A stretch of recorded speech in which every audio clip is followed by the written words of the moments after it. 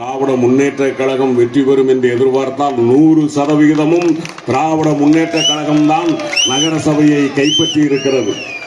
5 பேர் 6 பேர் சுயேட்சைகள் வென்றிருக்கிறார்களே தவிர எதிர்கட்சிகளை ஓட ஓட விரட்டி வாணியம்பாடி நகரம் எந்நாளும் திராவிட முன்னேற்ற கழகத்தினுடைய கோட்டை என்று நிரூபித்திருக்கிறது.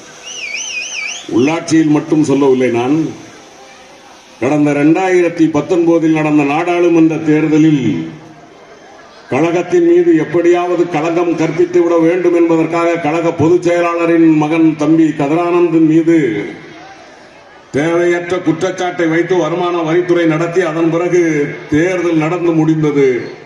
அந்த தேர்தலிலே 8600 வாக்குகள் வித்தியாசத்தில் தம்பி கதிரானந்த் வெற்றி பெறுவதற்கு மிக முக்கியமான காரணம் வாணியம்பாடி நகரம் தந்த 22,000 வாக்குகள் என்பதை நான் மறந்துவிடவில்லை. எனவே அன்றைக்கு